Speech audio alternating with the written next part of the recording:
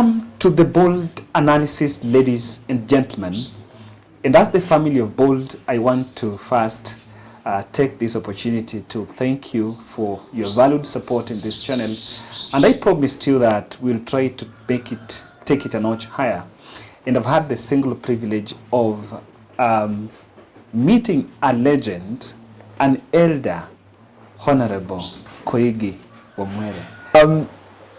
Ladies and gentlemen, this is a very important and a very close interview to my heart, because I've always insisted that the young people and the generation that I represent are really lacking a grasp of this information. And in the words of Raila Odinga, he mentioned that the status quo team seems to be suppressing what Kenyans need to know. Do you agree? Yes. I agree entirely that there is a lot that people need to know about their history. People without a history have nothing to remember, they have nothing to look forward to, because it is history that defines people's dream, what people want, what people must have. And if people lose their vision, they will have lost everything that they have, because they will not be able to defend even what they have. Yet we have people who are saying we do not want history. We want nothing to do with it. Those who want can take it. All we want from the government is handouts. Anything the government can give through to us, that's what we want. Yet they forget that unless you know very well where you are coming from and where you are, and where you are headed, you are a blind person walking in the dark. You are bound to fall. Bound to fall. So guys, it's important we get this history so that we really happy to understand. Before I leave this home, how is mom? I read her story. She was part of your struggle. Yeah, I have had, say, 2 women who have been very important in my life. Yes. One of them is my mother. Yes. She has given, probably she has birthed me almost 3 times in my history. There are many times when I have been threatened with death, and she has come in between to say no. It's not easy to have a mother like that. Not because mothers don't like their children as my mother likes me, but because there is a lot of danger involved. Yes. You know, and a lot of people would rather wait home for their imprisoned children than have them killed together with themselves. Yes. So the other, and of course many people cannot have forgotten the struggle she waged together with Wangari Maathai. Yes. For the release of political prisoners. Your mother was part of a liberation struggle with Wangari Maathai? Yes. She actually started the movement, and Wangari came in to help. And they fought together for over 1 year at Uhuru Park. At Uhuru Park. You know, insisting that we must be liberated. The liberation struggle was in the blood. Yeah, well, yes, I think so. If you don't have somebody encouraging you to fight, you will not fight. And a single person is capable of dissuading you from a struggle you otherwise believe in. So it's very important when we get support for what we do, when we get support for what is right. Even what is right, if it is not supported, it is bound to die. That's why some of us have refused. I've done a book that I call Why I Refused to Die. And I try to explain how many times I have not, why there are times when I have not done so well because I have felt lonely. There was one time I sat in a cell, and the officer in charge looked at me, and he came over and he said, do you think you are going to make it? at this rate, you have to be stronger. And this was the head of prisons asking me to wake up, because unless I am up, I'm not going to fight. The other lady who is in my struggle is my wife. Your wife. When I made friendship with her, it's not because I had foreseen that our entire life would be a life of struggle. Yes. And in fact, when I was first put into prison, I wondered whether she would survive. Because I was not even allowed to receive her letters, I could not communicate with her, she couldn't come and see me, and yet I knew that she had to be fighting out there for my freedom. And many times I ask myself, when you get a lady who is ready to fight for you, what have you done to deserve it? Probably nothing. Probably nothing. But she was my companion, just like in the struggle, just like Aaron was Moses' companion in their struggle out of the desert.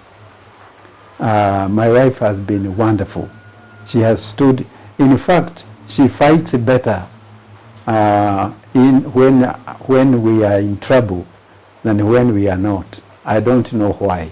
But she has been very supportive. I'm very proud of her. Our children have also been very good. I feel sad that I have not given them the best that they deserve. But I know they have not fought for nothing. Yes. Because without that struggle, our Kenya today may not be the same.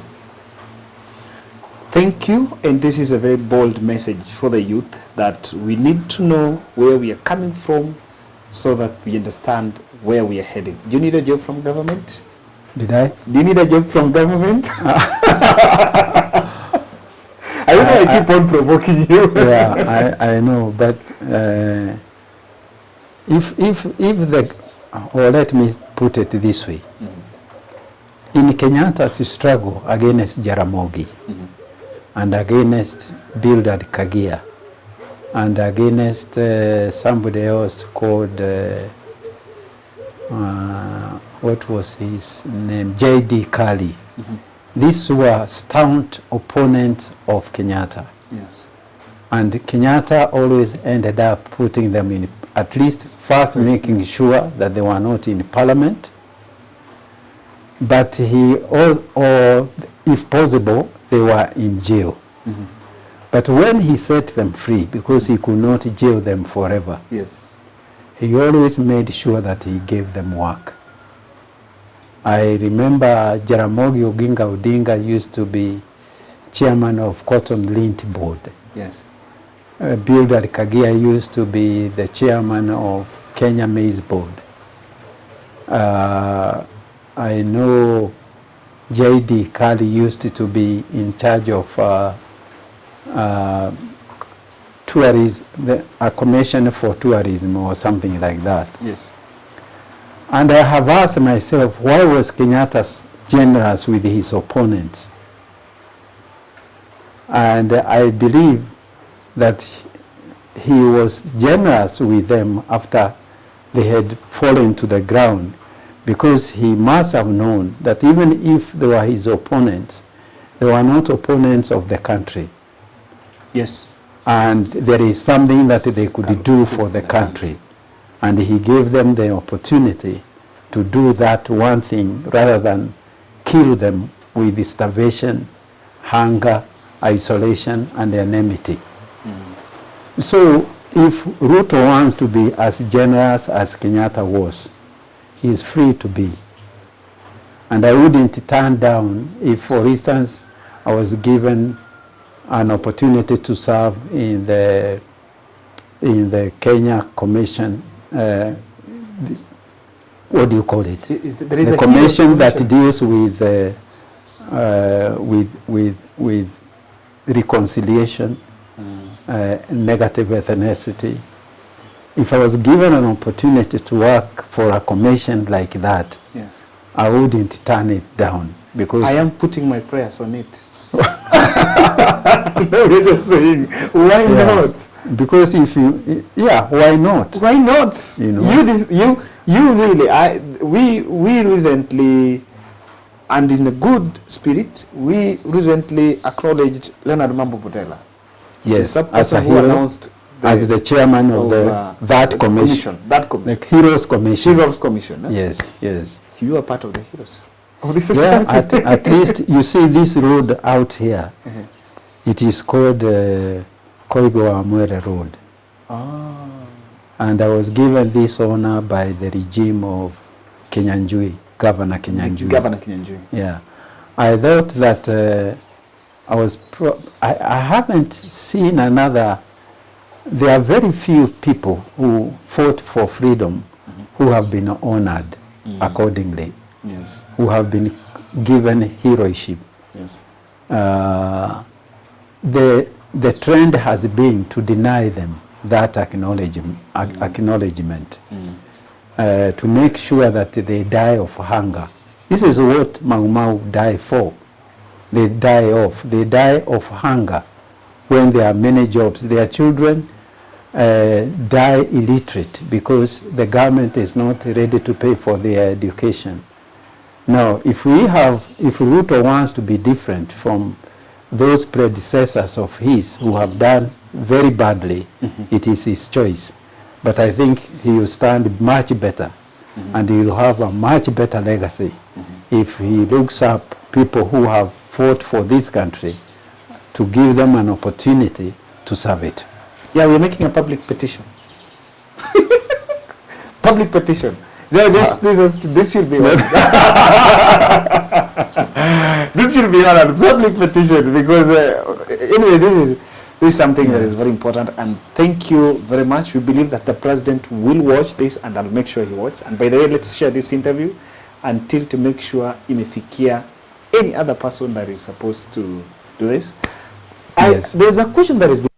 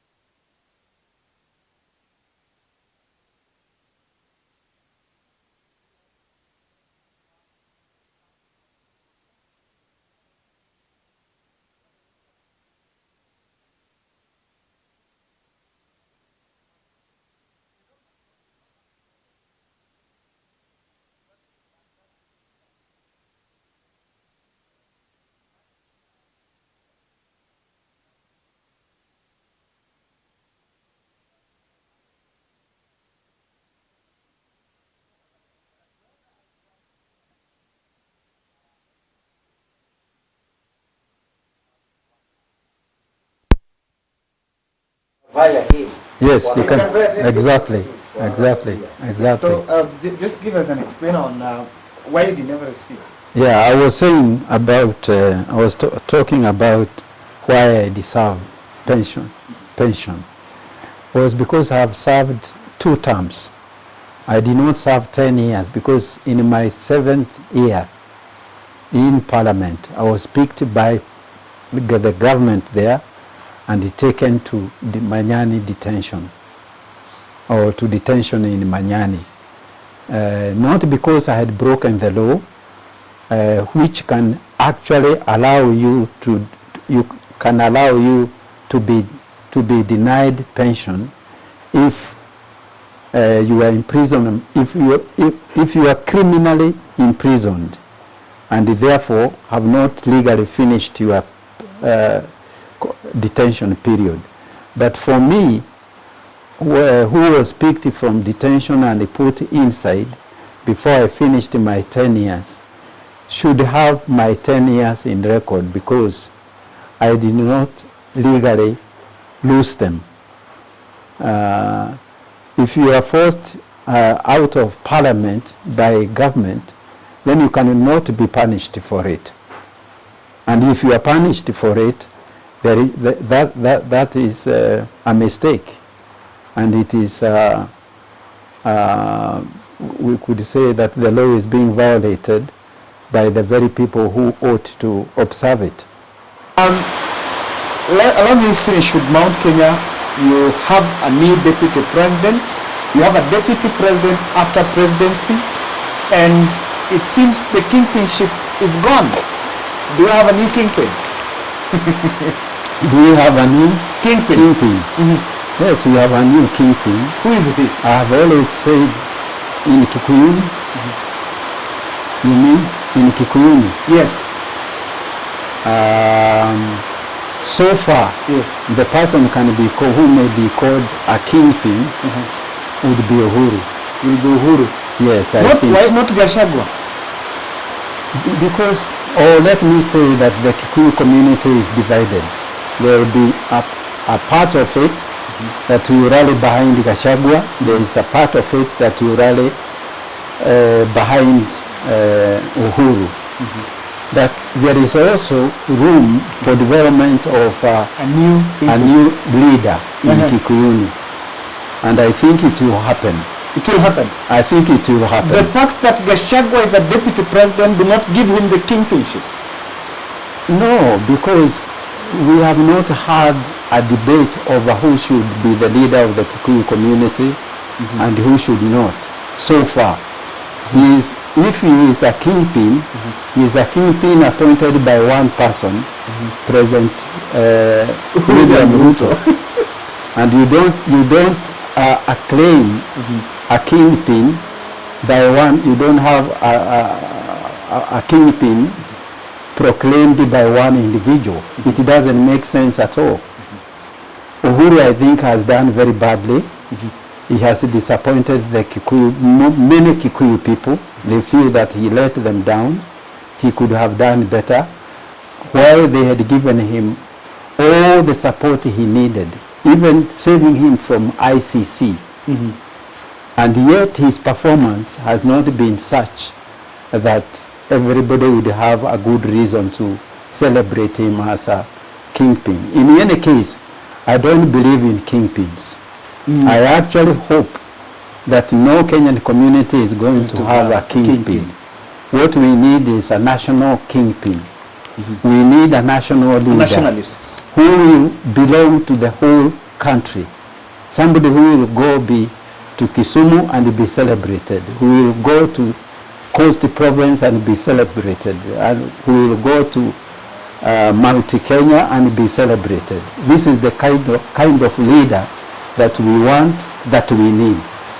Otherwise, if we make a mistake of not addressing our real needs, we shall end up being in the same quagmire that we have always been.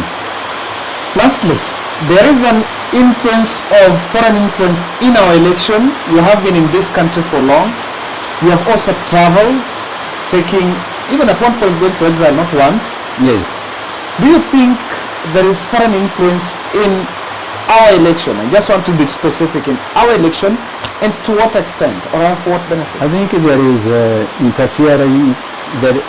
interference in the in the conduction of our elections by foreigners and by the government, and I think it shouldn't happen. But then we live in a world where economic interests of foreigners are primary to their other interests, and I think to ask them not to interfere is we shall be asking them to do what is impossible. You have seen people denouncing coups on the one hand, Yes. but at the same time we have now a resurgence of coups in Western Kenya. And what did you have the other day? The son of a president of Uganda saying that he could, as a general, he could take over Kenya overnight. Within 4 hours, he will be able to move from Kampala to Nairobi. What is he talking about? We should not think that he is saying that because he doesn't have anything else to say. He was passing on a message. He is a believer, and there are many people like him. He is a believer in regional African unity. He belongs to the school of thought that believes that Africa must be united. And I think what the young man was saying was that unless the current leaders are able to unite Africa, we, the younger ones, are prepared to do so. And if need be, we shall acquire that by force. And so my belief is that change is coming. And it will be more fundamental change than we have had so far. Because the change we have had so far has not helped us has not united us, and neither has it put food in our stomachs. Yes. So it is not the change that we want. It is the change that they want. That we must move from they to we. us. To we. At one point you attacked, I don't know if you attacked, but now you see the word you attacked Bahati police station as a Democrat. Yeah, Bahati police station. Moi was very determined that as a politician he would never allow me free circulation. He had also realized that every time I was detained without any association to having arms and seeking trying to wage an armed struggle, there will always be persons like Amnesty International who will be fighting for my liberation. So Moi decided that the best type of incarceration he could have for me, the one that would guarantee that I don't get any support from human rights organizations and Kenyans also, was to make sure that a case was fabricated against me, having gone to Bahati police station to raid for arms, which was not true. It was not true. And I was doing so in a personal car that was faster than any government car. So I was able to outrun them all. But it was a big lie. I had never engaged in violent struggle for the liberation of the country. But there is something that I said. If it became completely impossible to conduct free and fair elections, then people would be entitled and would have a right to seek change of leadership and through an armed struggle.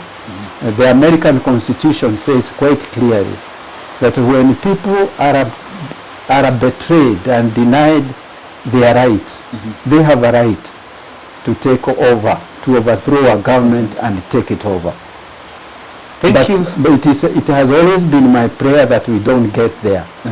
that I will not be surprised if your generation doesn't come with my kind of philosophy and might seek very radical changes, which will be forced upon them by governments that refuse to cater to their not only political but economic needs. Thank you very much for your comment and granting us this interview. I'll not finish by asking, what's your take on our government now? Are we safe? We have seen mutilation. Personally, I've had an issue with the majority-minority wing, mutilation of parties, amputation of parties into what will be coalitions. And there's school of thought that, are we going back to Moi days? Are we safe? I am asking myself the same question. Can we consider ourselves safe from the current leadership over the question of over the question of democracy? Can we say that we have a democracy that is safe and which will take care of the needs of everybody? Or do we have something that looks like democracy, but which actually belongs to the old order? The same one-party state. The same one-party state. The same one-party state disguised as multi-party democracy. If that will turn out to be so, then we should be asking whether the leadership will be safe, not ourselves, because it is their intrigues that we will not be safe from the wrath of Kenyans. And these things will happen unless our leaders learn quite early to be honest with the people and to grant them what they promised them in elections, or to quit when they find themselves unable to deliver what belongs to people to them. In your, if I get you right, you say that the Kenyans will have very harsh judgment if you don't do it right. Yes, if they don't do it right.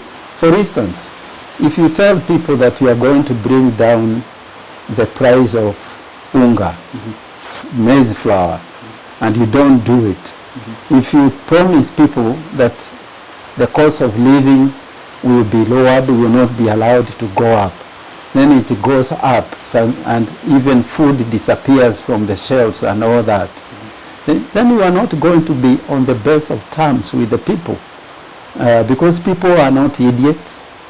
People can see what is before them, and they will be able, it will not take time before they say, this is not what we agreed upon. We must either have food on the table, or there will be trouble. And it doesn't take a long time to cause trouble.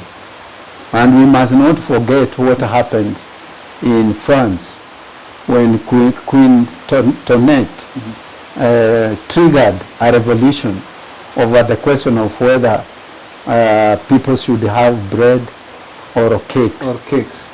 When they did not have bread, the Queen asking them to eat cakes. Raila has been asked to maybe leave the stage, but he seems to be committed that there is no surrender. There is still quest for electoral justice. Do you think push for electoral justice still have energy? Does it still have power? Well, it's not a question of having energy or not. It's a question of whether it is still necessary or not. Yes. And it is still necessary. We have no alternative but to have a peaceful and fair election when the time comes for us to change our leadership. When we are not able to change our leaders democratically, we have been betrayed, and we cannot accept betrayal. You always fight against betrayal, and nobody should ask Raila to step down the stage of the political stage, because as long as he is able to talk, to say something, as long as he is not dead, he should be allowed his freedom to his dying day. Nobody would have a right to tell another step down now. Will you come back? You stepped down. Did you? I beg your pardon. Did you step down? You did No, not. I'm never going to step back because, or to step down from politics. There is one time that I was asked by a lady, or by ladies, to stop talking politics because after JM had been killed, it was very unsafe to speak. And then another lady in the group had to tell the bigger group that stop asking Koigi to not to speak because there is danger or anything or whatever else is there against him. She said, as long as somebody speaks, he lives. As long as somebody speaks, he lives. If you ask him not to speak, you are killing him alive. Let Koigi speak. I would equally say, let Raila speak, let Kenyans speak, let the world speak. As a journalist, and you are also a writer, and I promise you this is the last question. Yes. In 1975, you were arrested of an article in Sunday Post. I think 1975, yes, it was.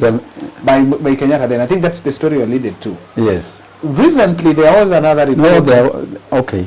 There was another reporter who was arrested, I think, last week, a Tuko reporter. He was a reporter, and journalists asked questions on the space of media in this government. Because remember, at the campaign trail, there was a lot of hostility on the media. Freedom of media, now that you're a journalist? It is very important. Even when I was not a journalist, I still valued the freedom of the media greatly. Because if there is no freedom of the media, then people have no voice. And there is nothing worse than not having a voice. I have seen the government destroy many people whom they try to silence.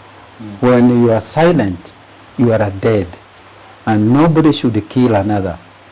And therefore, I feel very sad that the first offense for which I was imprisoned myself was having a book called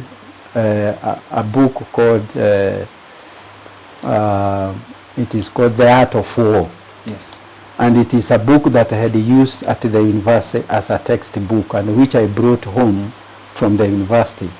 And when the police came to search my home, they found a copy of that book, and for which I was put in for a whole year. So I started my political life as a journalist because I believed that only journalism could have given me a voice. And I realized, I knew that it's not just the greater mass of people that are silenced by harassment of journalists, but also governments. We saw how much Uhuru felt, not Uhuru, how Uhuru was complaining that, not Uhuru, Ruto was complaining that he was getting no coverage. Yes. And yet, in fact, the coverage he was getting was a lot more than some of us would ever get. Yes. But he is right in feeling that if he is getting lesser coverage, lesser freedom of speech, he is entitled to cry for, because you cannot have democracy without these things. Thank you very guys. Thank you very much guys for this amazing, and thank you for watching this interview. It was equally important to understand where we are coming from, and of course we've touched many issues. I want this to reach to many people, so let's share. Also, let's subscribe to our YouTube channel. You've not mentioned you run a radio station. They need to know. Yeah, I run a radio station. It's called Sauti ya Mwananchi Radio and Television. And it is a radio that has served us very well, partly run by Mohammed Maina, who has done an excellent job for that particular radio. And I hope that radio will continue to join the rank of progressive media that is aware that without media there will be no freedom. And we need freedom as much as we need media. Thank you very much and asante sana. Shukran. Nimechokoza hiki mpaka Finally tumefaulu. At least.